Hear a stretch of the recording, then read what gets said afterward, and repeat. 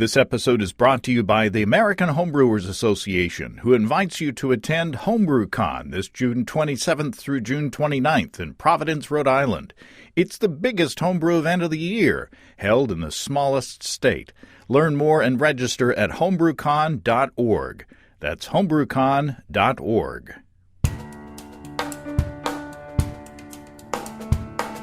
Welcome to Basic Brewing Radio for Thursday, April 18th, 2019. I'm James Spencer. Here at Basic Brewing Radio, we're all about home brewing.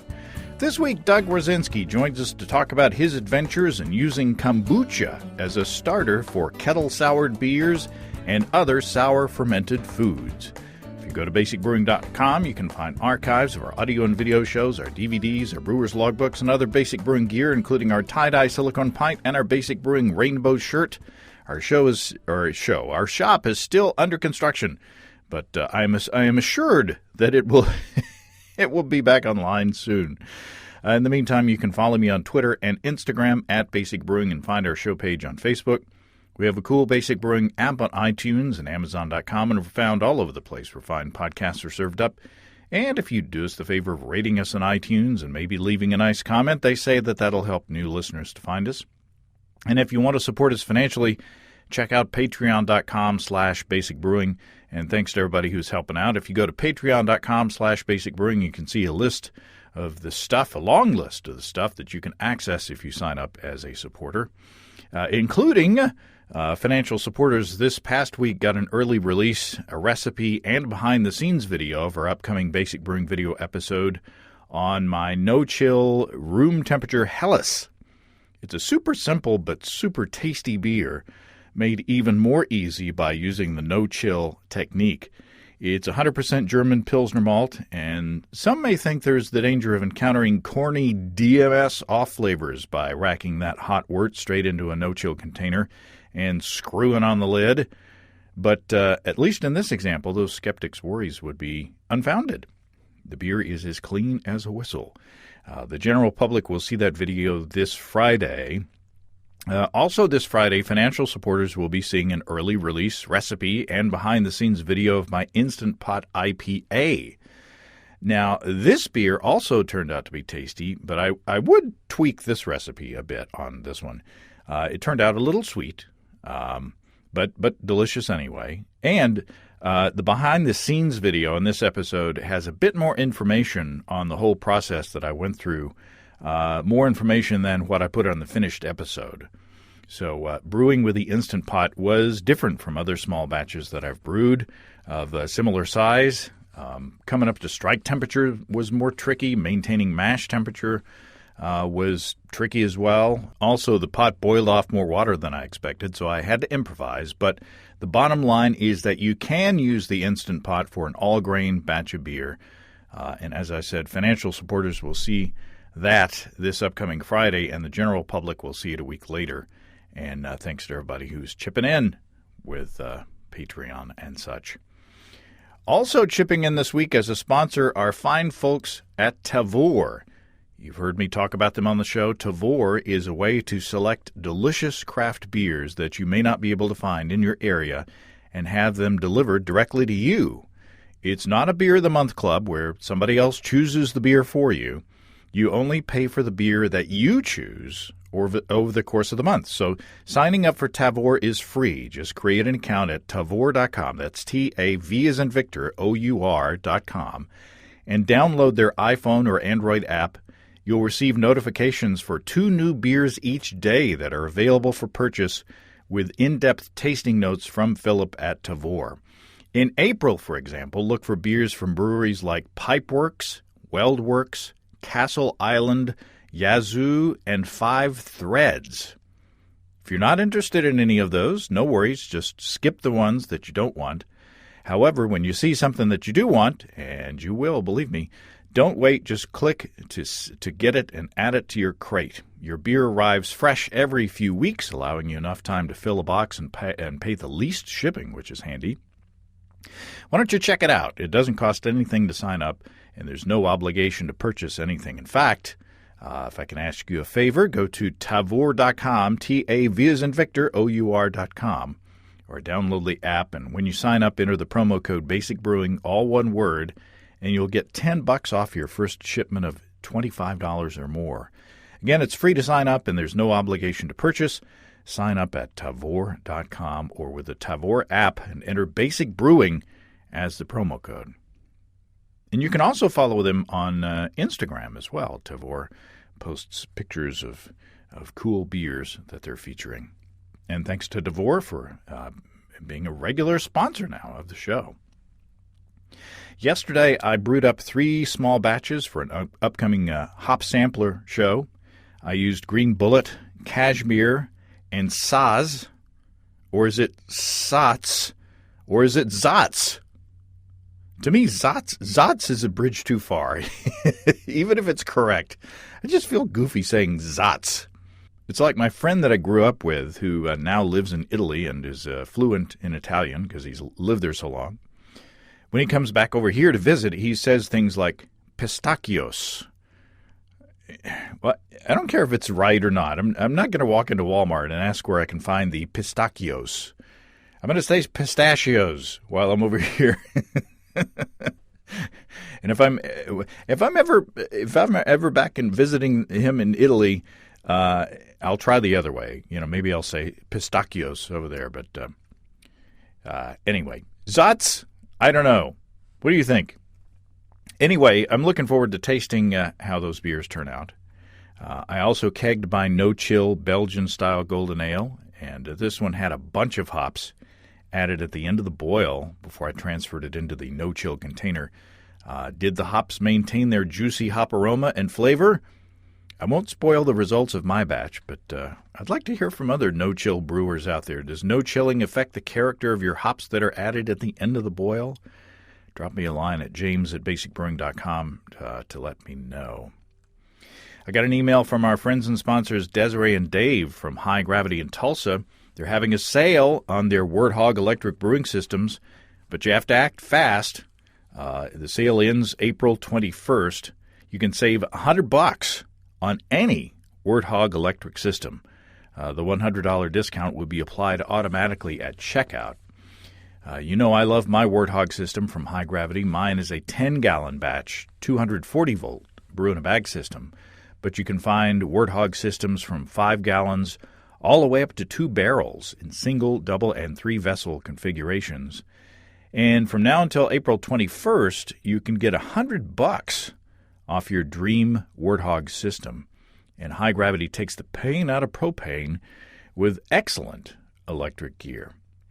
And also now, they're retailers of awesome spike brewing gear, so you can ramp up your system even further. Check it all out at highgravitybrew.com and get kitted out for the summer brewing season at highgravitybrew.com. Okay, longtime listeners to the Basic Brewing Radio archives will recognize Doug Wawrzynski. He's a homebrew hero in Utah, having been on the forefront of legalizing our hobby in his state and arguably starting the chain reaction that led to legalization in the remaining states where it was still forbidden by law at that time. He was also a hero of sorts to our family when we were stranded overnight by weather and an airline, which shall be unnamed, in Salt Lake City a couple years ago.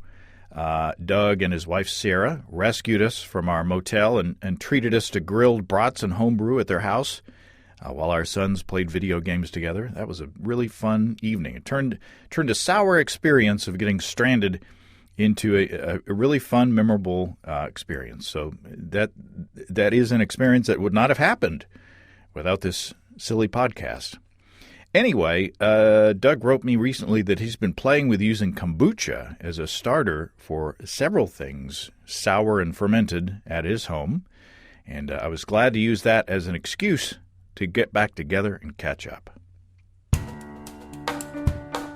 Doug Wawrzynski, welcome back to Basic Brewing Radio. It is a pleasure to be back. How are you, James Tiberius Spencer? I am well. Good. The Star Trek people will get that. Yes, they will. I've met William Shatner. Have you? Did you know that? I did not. I paid to meet him. It wasn't a Oh, He's got this one-man show that he tours around the country. And was that like the that tour he used to do with Spock in like the 70s where they would do the sort of beatnik style poetry? no, no, I'm sorry, I missed that. Oh. But no, this is he walks around the stage and tells stories of his early acting days and things like that, and the days of Star Trek and whatever, and T.J. Hooker and whatever comes into his mind. And then afterwards, you pay a certain amount of money for a signed poster and a photograph with yourself. Nice. And I wore a red shirt to the event, and I got a chuckle out of him because I said, "Does it make you nervous that I'm wearing a red shirt, or is it a good thing that I'm wearing a red shirt to meet you?" And he said, "We'll take care of you. We'll protect you." So. Yeah, it's a wonder you're still alive. It's always a danger. So we're on the line for 30 seconds. We're already off on a tangent. Sure enough. So we haven't talked. Have we talked since in a duplex fashion since we dropped in on your residence back a couple of years ago? Aside from a couple of emails, not so much. But life has advanced, and life is good here in the great state of Utah. If I may, I will plug the Pink Boots Society. Our mutual longtime friend, Jamie Burnham, is the chapter leader here in the great state of Utah for female brewers, professional brewers. And so I've been enjoying the On Wednesdays We Wear Pink Boots beer. That was a collaboration with few professional breweries, and they do good work, and they're really some pretty fierce female professional brewers in the state of Utah. Well, cool. Yeah, I follow Jamie on Instagram, and I've seen pictures, and so I'm a little jealous. Yeah, she's kicking it. She really, I mean, she's too cool for me now. We used to be tight, but she went to a couple different breweries, and she's just hit her stride. So I'm proud of her. Yeah, well, I owe Jamie a debt of gratitude. Without Jamie, the basic brewing endeavor might not have been as successful as it turned out to be, because she was one of the early adopters, over at the Beer Nut, and putting our DVDs in their homebrew kits, their equipment kits. So. And that is precisely how I found out about you. Well, there you go. It all comes around. Everything revolves around Jamie. Well, yes, I'll give her that. She's definitely part of my home brewing and professional brewing universe. Well, there you go. Virtual toast to Jamie Burnham. Cheers. Yes. Now, I have to sip. I've got a homebrew golden ale, a Belgian golden here, no chill. I'm on a no chill kick. And so that's what I've got on tap. What are you drinking? It's it's actually a beer called On Wednesdays We Wear, I think, Pink Boots, and it is a collaboration beer that the Pink Boots Society Utah chapter did as a collaboration brew. Oh, so it's the actual beer. Yeah, I picked it up, and it's tasty. It did a session IPA to sort of as a nod to the grocery store limit of Utah. Grocery store beer, which is 3.2%. Mm-hmm. And so it's definitely sellable in grocery stores, but I happened to pick mine up at one of the local breweries that participated in the joint brew. Well, there you go. Tangent number 2. Number 2. For those keeping I got score. a third. Let's just drag this out. Do you know what is being celebrated for 10 years now in the great state of Utah? 10 years? 10 years. I'm afraid to ask. Well, if my math is right, I'm pretty sure homebrewing was legalized in the great state of Utah in 2009. And here we are, 2019. That boggles the mind. Right? That's nuts. It can't be a decade. Well, maybe not. I mean, I could be completely off. I don't know. My facts are questionable. I don't doubt you. You would know better than I. Wow. That's amazing. That does not seem like 10 years ago. Life is going by way too fast. Yes, it has. The cat's in the cradle and the silver spoon. Let me. Okay, after tangent number 3, and congratulations, by the way, virtual cheers again to that. Saw you. Gesundheit. Now, you emailed me saying that you had an interesting concept involving kombucha. Mm-hmm. And we've talked about kombucha on this show a couple times. Sure. And I've played with kombucha, and I've even did a kettle sour with a kombucha beer. Mm-hmm. But you you're using a concept that takes kombucha sort of to the next level. What are you doing? Well, I guess the concept is that kombucha can be the root of all starters. I derived this inspiration from a book called Wild Fermentation, and it basically talked about how, you can transfer, some of these souring, pickling starters from thing to thing. And Sarah had come home and my wife, Sarah, had come home one day and had this recipe for fantastic kombucha that her friend at work had been making, and they all loved it. And so we started, doing 2 batches every week. So Sunday was our kombucha brew day. And, I love kombucha. I like kombucha.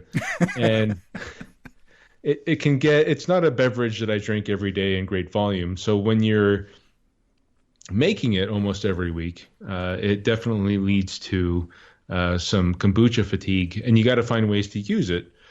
And in drawing on the inspiration from that book, I thought, let's try and spread the love a little bit and find new ways to use this. And I have employed that kombucha as a form of starter for a number of different things, including but not limited to sourdough bread starter. And currently I'm working on sauerkraut, which was inoculated with my tea kombucha.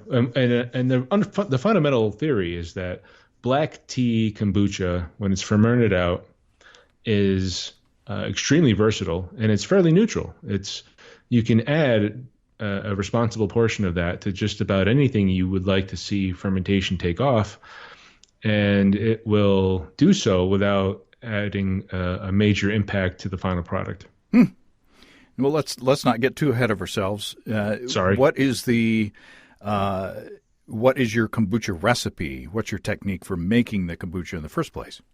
Fair enough.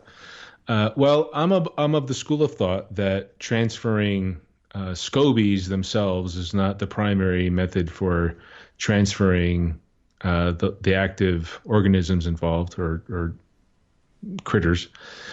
So I like to move a portion of the actual liquid. So I think Sarah had come home with a form of a starter, and we split it and made it into 2 large batches. And so basically, hers had some orange flavor to it, and it was the more customized form of kombucha, a little less flexible in terms of its use. But I just wanted to go straight black tea, sugar, and a starter. And it took off like a rocket, and it was doing great.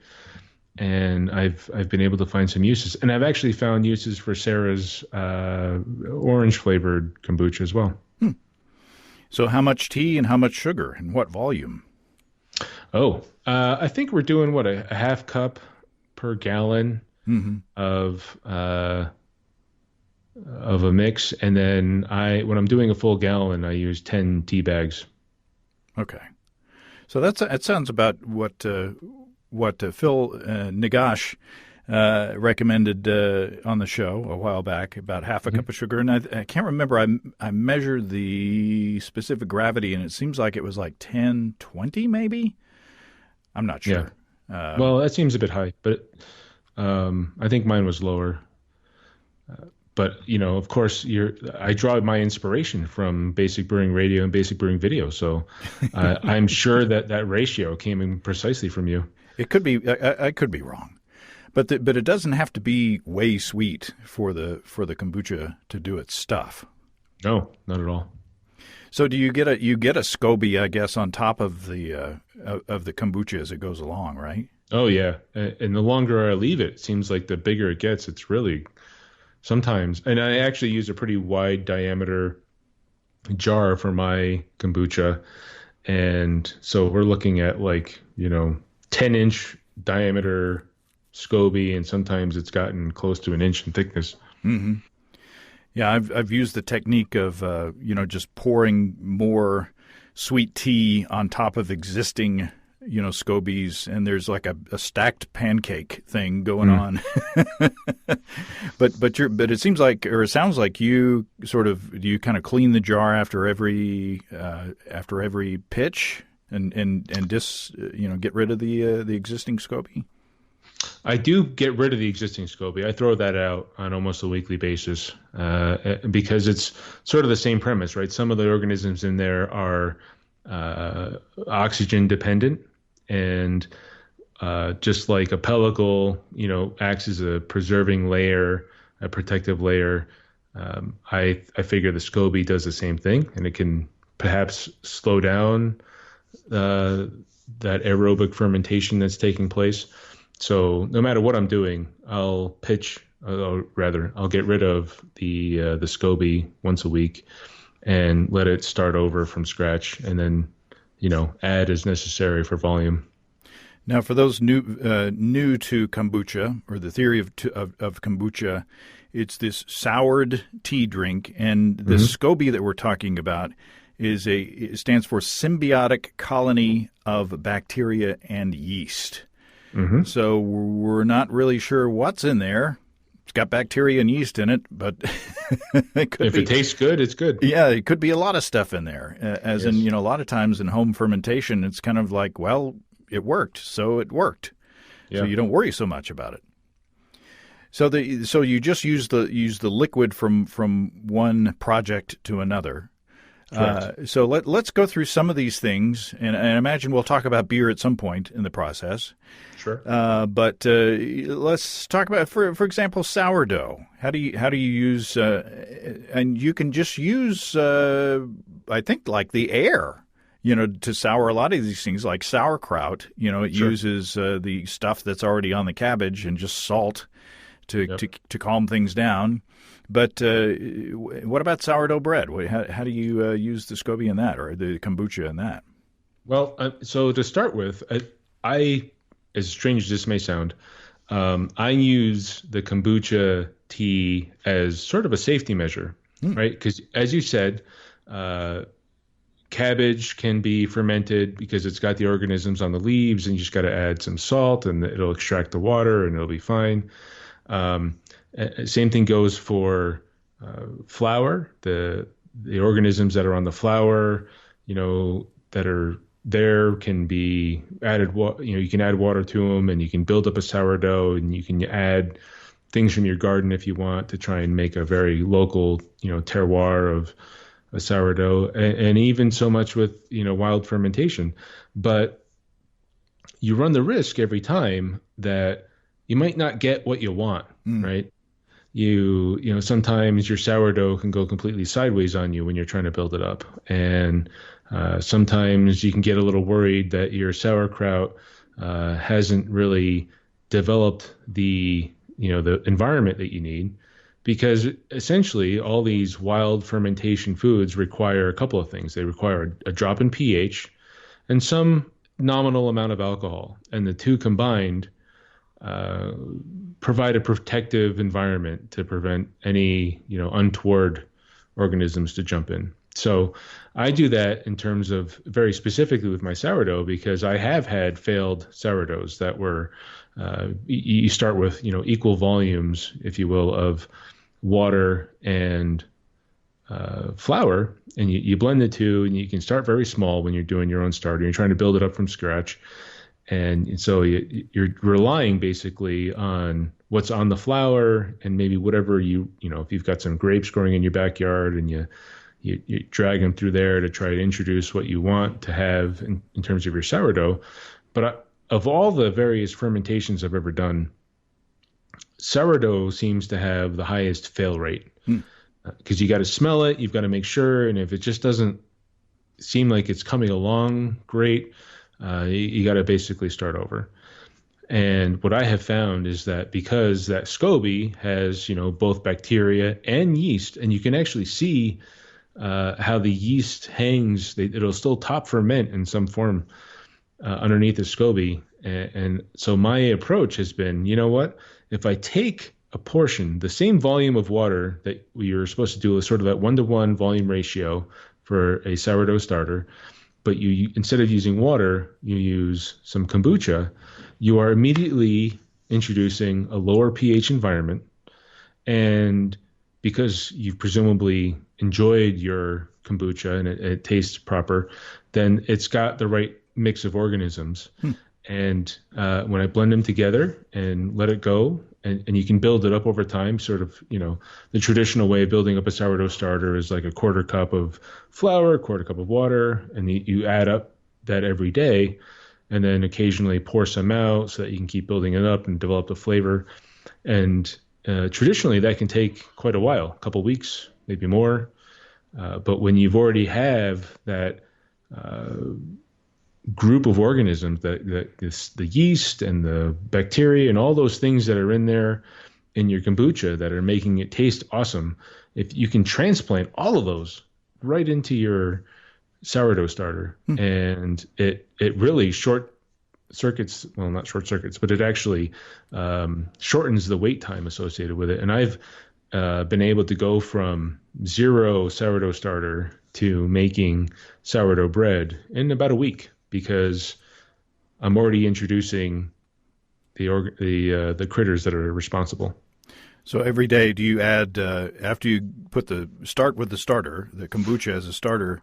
Do you add, instead of adding equal amounts of water and flour each day after that, you just add equal amounts of kombucha and flour? Absolutely, yeah. Huh. So you continue with the kombucha. Oh yeah, wow. So sauerkraut. I have made several batches of sauerkraut, and I had one batch that got a little hairy on the top of it, and and I actually sent a picture to Michael Tonsmeyer and said, "Does this look normal?" And he kind of gave a non-committal response with something like, home fermentations are sometimes interesting or something. So I decided to ditch that one just because I'm not going to feed weird stuff to my family that I don't know what it is. So home fermentation is sometimes goes a little wacky. Right. So how do you use kombucha as a starter in sauerkraut to help things along? Well, so along the same lines, I actually got my original recipe for doing sauerkraut at home from Michael Tonsmeyer when he was doing his Mad Fermentationist blog. And in my personal experience, when I added the appropriate amount of salt to the weight of sauerkraut, I'd always wind up needing to add a little bit of water to make sure that the sauerkraut and the weight was covered to provide that protective, oxygen layer. And having been comfortable with that, knowing that happens a lot over several batches. I mean, bear in mind, I'm Polish, and so sauerkraut is a part of our diet staple, especially this time of year. And so I've made plenty of it over the years, and it seems like I always need to add a little extra water to make sure that the sauerkraut gets started, or covered, excuse me. And so I applied the same concept of the kombucha starter to sauerkraut. And so instead of waiting a couple of days to realize that the water needed to be higher and adding it, I just acknowledge up front, you know what? I know I'm going to need a little extra liquid to make sure that the sauerkraut gets covered. I use the same amount of salt by weight, which I think is something akin to 2.2% weight ratio of cabbage to salt to cabbage. Yeah, right. 2% salt to cabbage. The other way around wouldn't be as tasty, I don't think. Oh no, you're right. I'm sorry. Well, whatever. Maybe you like that. I do live next to the Great Salt Lake. We are big fans of salt here. But basically, we're trying to, I add that up front, and I know what I'm doing is that even though I'm confident that having done previous batches, that the right critters that are resident on the leaves of the cabbage will eventually get the job done. I'm using kombucha as something of an insurance policy and an accelerator by adding that right when I go into the crock, and I know that I'm getting that mix of wild yeasts and funky critters and bacteria and whatnot, and it has always just picked things up a little bit, made it a little faster, and it's been very convenient. Now, do you get a more interesting flavor out of the cabbage with the kombucha in there? No, the funny thing is maybe I have a very simple palate, but I have never with any of these things detected that there's some black tea note in the background. I view a plain kombucha as a very neutral source of starter, and so basically you're moving in with all the right things, because when we take a step back and look at all these various wild fermentations, we're relying on the same critters, the same yeast, the same bacteria to do what we need in these various applications. But it's all very similar mix. It's a biome. Mm-hmm. And so when I view it as, listen, I can take my kombucha is a massive starter, and I can apply that in a variety of ways.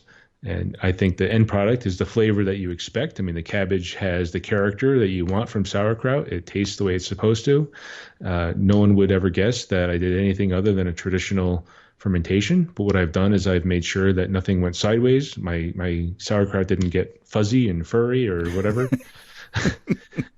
And the same thing goes for, just about anything else I've employed it for. It just gives it a head start. Especially with that sourdough starter, really cuts the time down.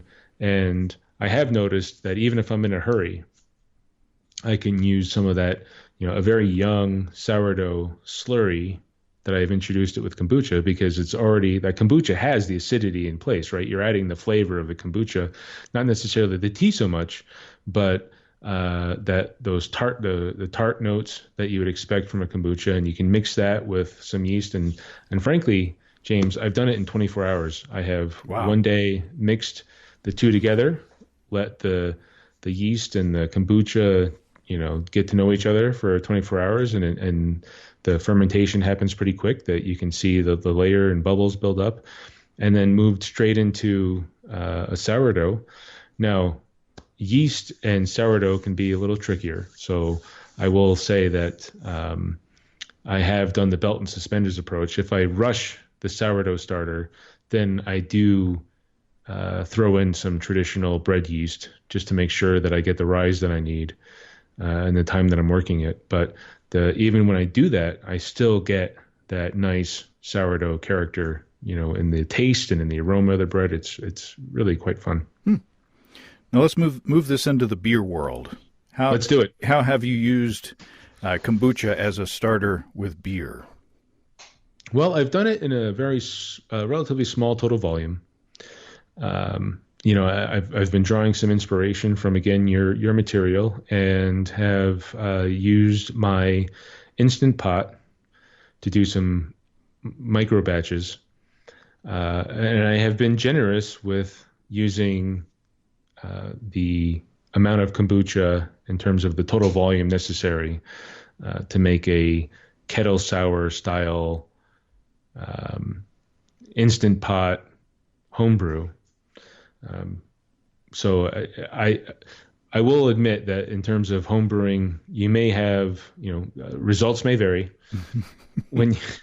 If you're doing like a 5-gallon batch and you're trying to pull kombucha in to do it, you'll probably need more time to let the organisms populate and do what they need to do to get the correct flavor. But in using it in very small batches, a pint basically of kombucha, and top up the necessary water with depending on how much you're doing in that Instant Pot, will essentially do the same thing. And then you can when you feel like that flavor's where it's supposed to be, you can just then switch over to the boil, and you'll denature all the stuff that's in there, and you'll lock in that sourness level the way you want it.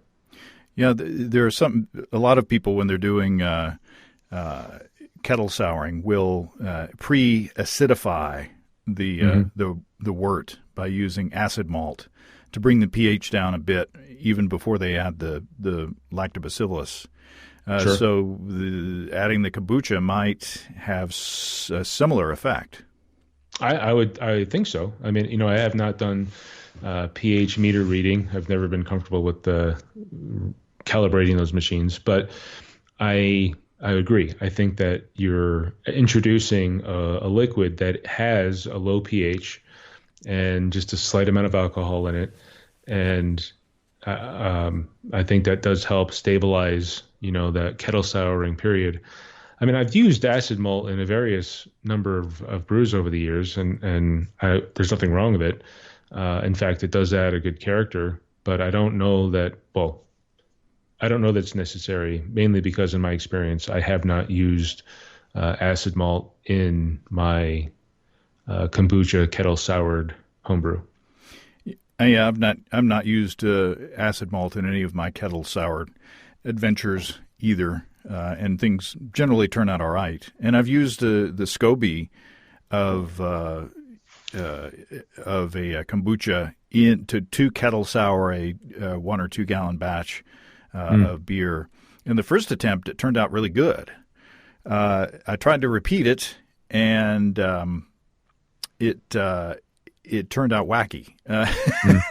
And that was with just plopping a pancake of SCOBY in there. And it seemed like the yeast was more predominant in that one because it took off actually fermenting.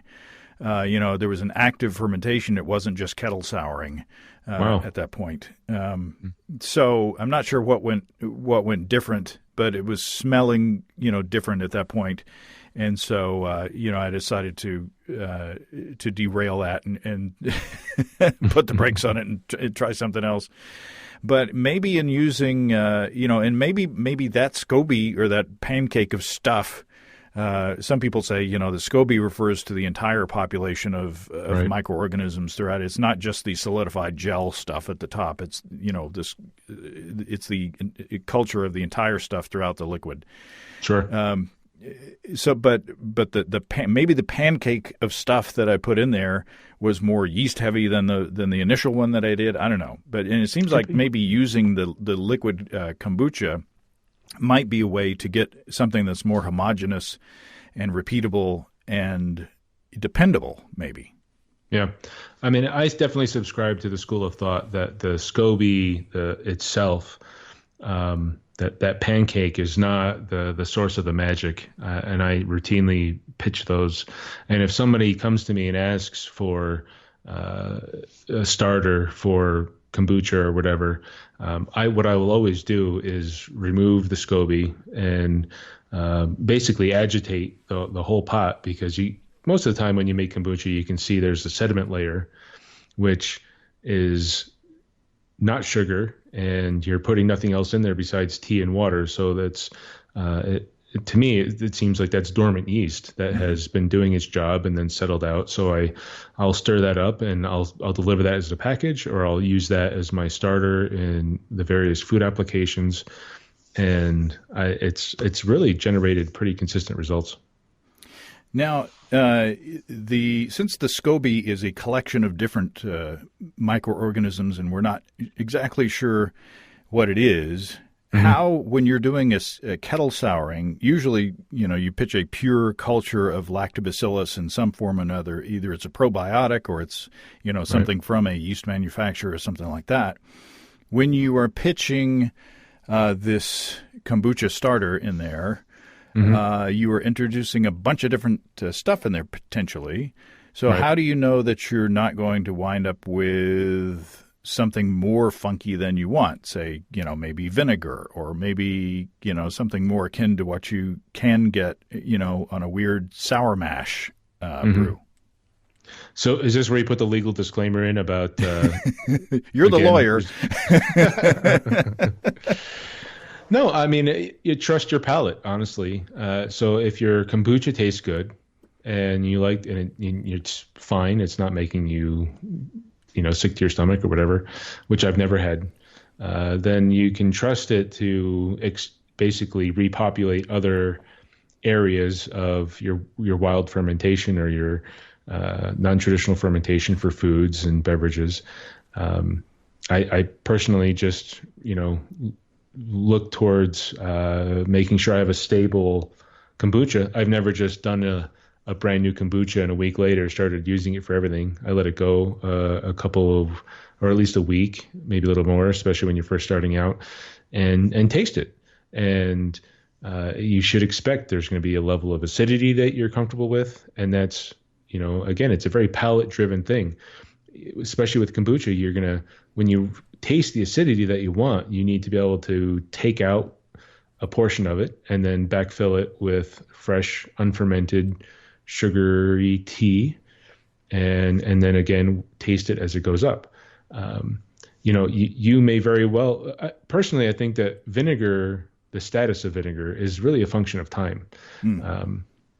With kombucha in particular, we've actually let this happen where if you let kombucha ride long enough, the acidifying critters are going to keep working, and gradually it will turn from kombucha into something very acidic and vinegary, which I've taken that and run with it too.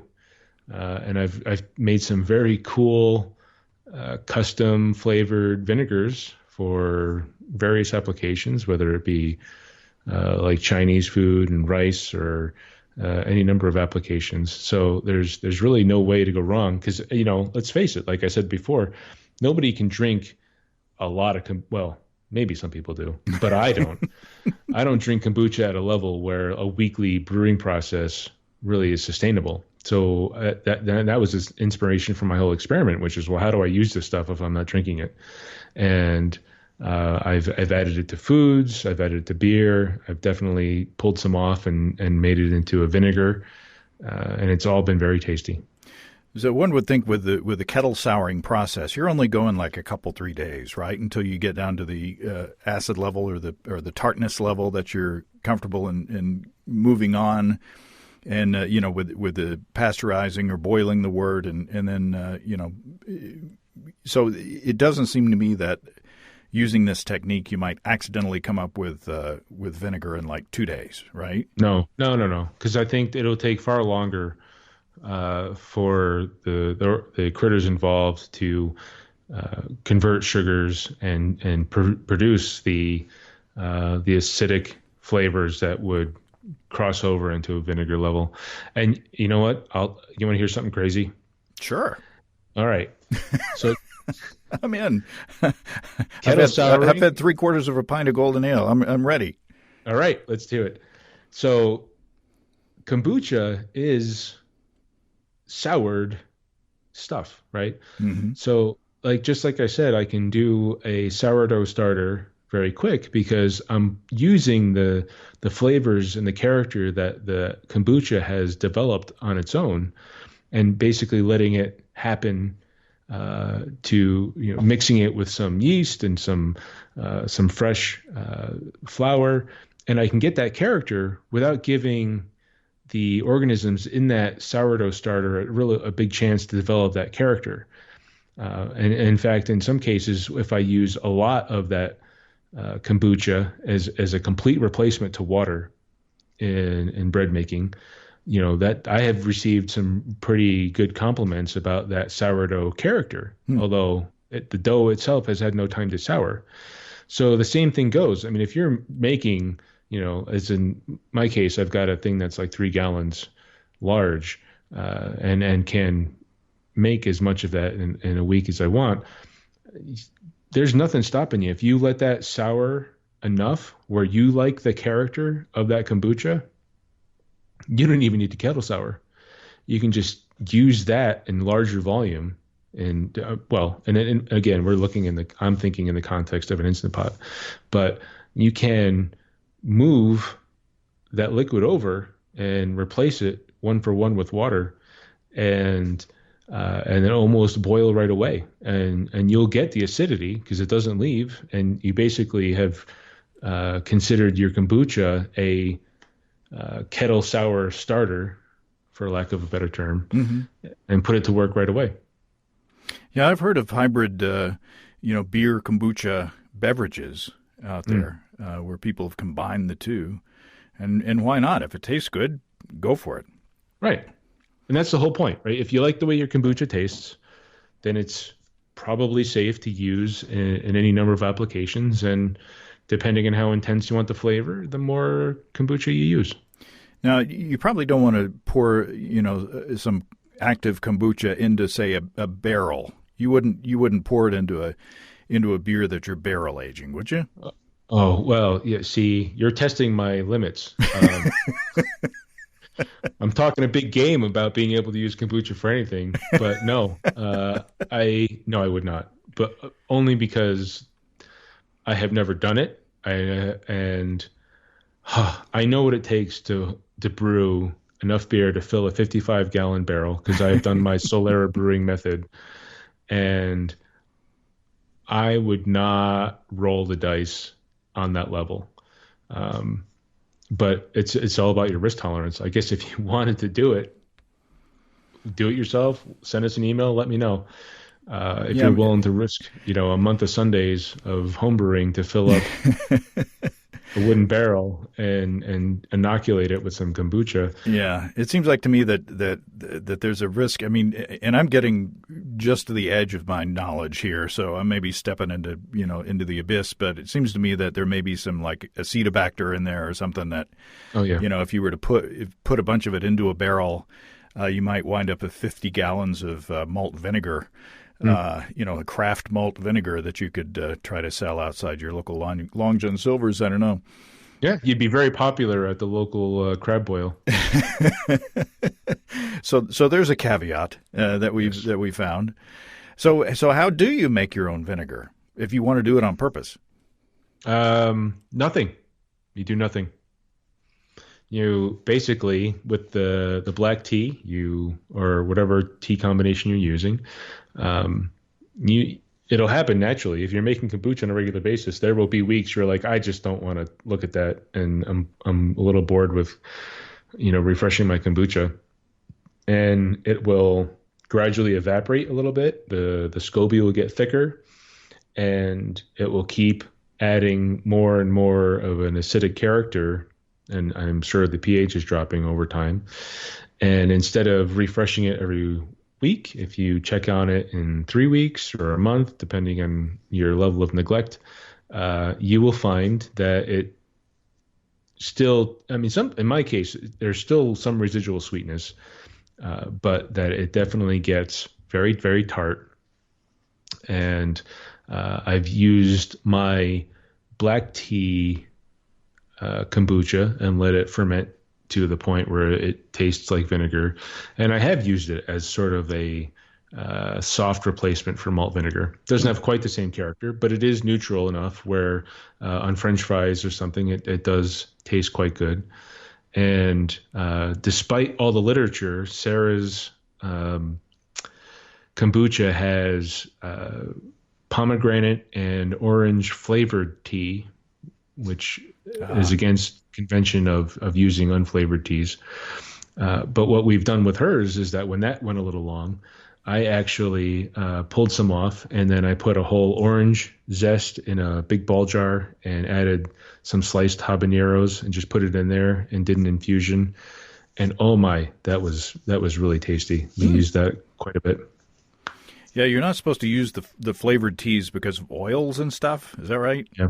That's a theory, but ours, just like come on. You've been in the business a long time. There's been a lot of theories about homebrewing that have been debunked over the years, and I think that we use pretty cheap tea, and Sarah has used flavors that came recommended to her from a coworker, and we've never had any problems. Oil or not, the fermentation seems to take place. Are you still working on the same infusion of bugs that you had from the very beginning, or have you had to dump something out and start all over again? No, actually, we still have the same population, and so we keep at least a minimal amount of it going because I do like to feed my sourdough starter. My boys have discovered the joy of homemade bread, and so they really expect me to make it every weekend now, which is fine. And I do that, but I always, go back to my kombucha starter to make sure that I've got the right character for my beer, my bread, my sauerkraut, whatever. Wow. Well, it sounds like fun. It sounds like you're taking the homebrew spirit and spreading it across the food spectrum. Well, it is the homebrew spirit, but it also is the spirit of laziness. Which also is a component of the homebrew spirit. Why judiciously applied. Right. Yeah. So basically, you have if you're making kombucha, what you have is a liquid that is fully adaptable to a number of the other things that are likely to pique the interest of homebrewers, because they usually don't just stop at making beer. They start fermenting other things, pickles, sauerkraut, whatever. And for those also new to the world of kombucha, you don't have to order an expensive kombucha online. You can just find a bottle of unfiltered, unpasteurized live kombucha at your local fancy schmancy grocery store. Or it doesn't even have to be fancy schmancy. They have kombucha here in town. Yeah. At the Harps at Prairie Grove, which and you can see the little sediment at the bottom, and you just make a small batch of sweet tea, not as sweet as my sister makes it, but lightly sweetened tea, and then pour the whole bottle of kombucha in there, and pretty soon you'll be seeing stuff forming on the top. So it doesn't have to be hard. No, not at all. I mean, I live in the suburbia area of Utah. I live outside of Salt Lake City. We moved out of the city several years ago. And I will say that our local grocery stores don't necessarily have the ingredients for as wide a palette as you would expect with a more diverse population. So even with that, like I can't find horseradish or parsnips to save my life in my grocery store. But I can find bottled kombucha that is fresh and useful and perfectly capable of starting a fresh batch of kombucha. Well, there you go. Well, Doug, let's not wait so long to get back together again. Yeah, absolutely. My pleasure. It's always a wonderful thing to talk with you and get caught up. Yes. Thank you, sir. My pleasure. Well, thanks again to Doug. We didn't go into a lot of detail on making kombucha or sauerkraut or kettle souring, but you can find all that stuff in our audio and video archives. But for those already familiar, I hope this conversation can inspire you to experiment and find more ways to combine your homemade tasty stuff. If you have brewing questions, show suggestions, or just want to say howdy, write to James at basicbrewing.com or just fill out the contact form on basicbrewing.com. And please don't forget to tell us where you're from. Thanks to everybody supporting us through our Patreon page. Special goodies coming your way. Check that out at patreon.com/basicbrewing. Well, that's all until next time. Until then, thanks for listening, everybody. I'm James Spencer. Production help for Basic Brewing Radio and our website is provided by Kelly Dotson. Basic Brewing Radio is a production of Active Voicing. We'll talk to you next time, everybody. So long.